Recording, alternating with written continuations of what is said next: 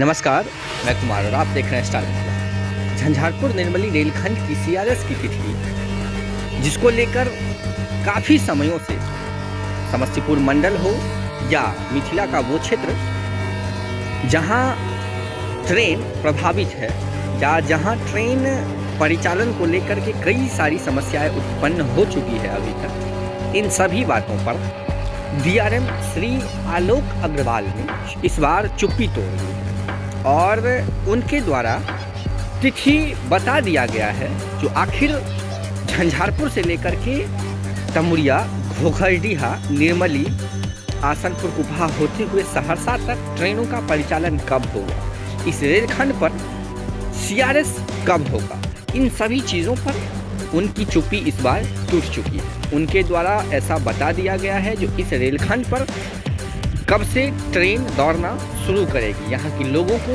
कब से ट्रेन की सुविधा मुहैया करवाई जाएगी। काफ़ी समयों के बाद आया हूँ और वीडियो लेकर और काफ़ी बड़ी खबर लेकर के आया हूँ आप लोगों के समक्ष।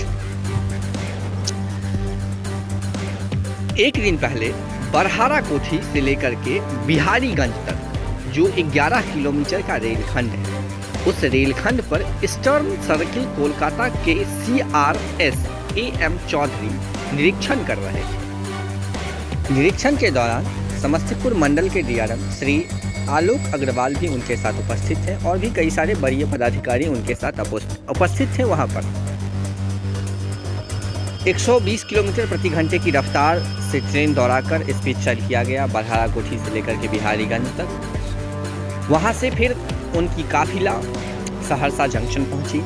सहरसा जंक्शन पर बन रहे दूसरे वॉशिंग पिच का उन्होंने अवलोकन किया, उन्होंने निरीक्षण किया और बहुत जल्द उसको शुरू करने की बात भी उनके द्वारा बताई गई। इसी क्रम में डीआरएम आलोक अग्रवाल से झंझारपुर निर्मली रेलखंड की चर्चा की गई, जिसमें उनका कहना था सहरसा से सुपौल कोसी पुल होकर दरभंगा तक ट्रेन जिस रेलखंड पर दौड़ेगी उस रेलखंड का सीआरएस होना अत्यंत आवश्यक है, काफ़ी महत्वपूर्ण है और इस माह के 25 तारीख तक इस रेलखंड पर सीआरएस कर ली जाएगी। तदुपरांत इस रेलखंड पर दरभंगा सहरसा रेलखंड को शुरू कर दिया जाएगा। तो ये एक बहुत बड़ी खबर।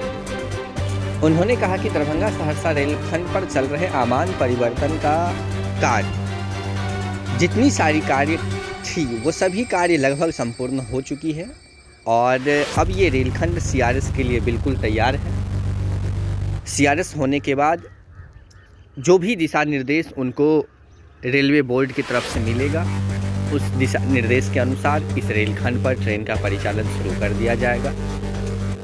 हम मिथिलावासी उम्मीद करते हैं जो इस बार जो ये तिथि दी गई है समस्तीपुर मंडल के द्वारा, ये क्रमशः फेल नहीं होगी, चूँकि इससे पहले कई बार ऐसी तिथियां हैं जो दी गई हैं परंतु उस तिथि में सीआरएस हो नहीं पाया है और मिथिला के जितने सारे लोग हैं उनको निराशा ही हाथ लगी है। तो उम्मीद है इस बार ये तिथि फेल नहीं होगी और इस बार अगर 25 नहीं तो इस महीने के अंत तक यानी फरवरी के अंतिम दिन तक इस रेलखंड पर सीआरएस जरूर हो जाएगा। और जैसे कि आप सभी को पता है जो अप्रैल से उम्मीद है जो एक बहुत बड़ी उपलब्धि मिथिला क्षेत्र को हाथ लगेगी अप्रैल में और दरभंगा सहरसा रेलखंड शुरू होगा।